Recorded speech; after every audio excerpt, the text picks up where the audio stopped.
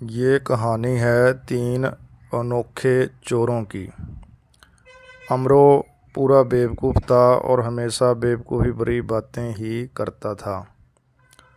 अमरो की माँ शांति उसकी बेवकूफ़ी भरी बातों से बहुत परेशान रहती थी। एक बार अमरो ने अपनी माँ से पूछा कि माँ, लोग मरते कैसे हैं। अब माँ सोचने लगी कि इस बेवकूफ़ को कैसे समझाया जाए कि लोग कैसे मरते हैं। माँ ने कहा कि बस आंखें बंद हो जाती हैं और लोग मर जाते हैं। अमरो ने सोचा कि उसे एक बार मरकर देखना चाहिए। उसने अपने गांव के बाहर जाकर एक गड्ढा खोदा और उसमें आंखें बंद करके लेट गया। रात होने पर उस रास्ते से 2 चोर सोनू और मोनू गुजरे। सोनू ने दूसरे से कहा कि हमारे साथ एक साथी और होता कितना अच्छा होता। एक घर के आगे रहता, दूसरा घर के पीछे रहता और तीसरा आराम से घर के अंदर चोरी करता। अमरो यह बात सुन रहा था। वो अचानक बोल पड़ा, भाइयों, मैं तो मर चुका हूँ। अगर जिंदा होता तो तुम्हारी मदद कर देता। सोनू मोनू समझ गए कि यह बिल्कुल बेवकूफ़ आदमी है। एक चोर अमरो से बोला, भाई जरा इस गड्ढे से बाहर निकलकर हमारी मदद कर दो। थोड़ी देर बाद आकर मर जाना, मरने में ऐसी भी क्या जल्दी है।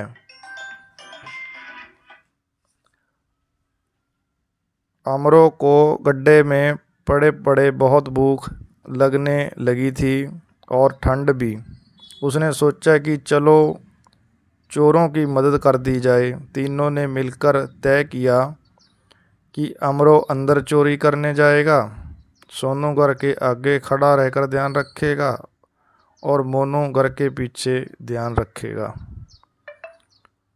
अमरो को तो बहुत अधिक भूख लगी थी, इसलिए वो चोरी करने की बजाय घर में कुछ खाने पीने की चीज़ें ढूंढने लगा।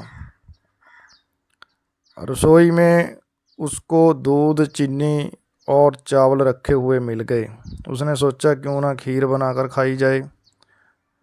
रसोई में ही एक बीमार औरत ठंड से सिकुड़कर सोई हुई थी। जैसे ही बीमार औरत को चूल्हे से आंच लगनी शुरू हुई तो गर्मी महसूस होने पर सही से खुलकर सोने के लिए उसने अपने हाथ फैला दिए। अमरो ने सोचा यह औरत खीर मांग रही है। अमरो बोला, मैं इतनी सारी खीर बना रहा हूँ, सारी अकेला थोड़ी ही खा लूँगा। लेकिन बीमार औरत को जैसे जैसे सेंक लगती रही तो वो और ज़्यादा फैलकर सोने लगी।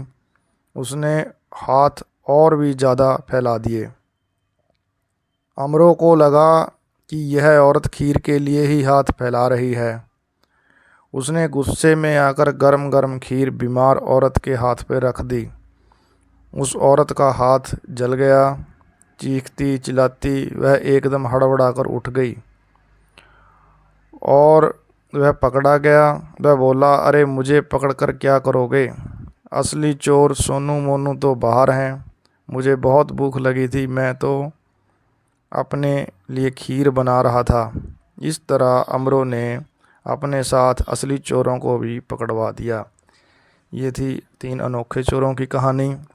अगर दोस्तों इस तरह की कहानी आपको अच्छी लगती है, चैनल को सब्सक्राइब करें।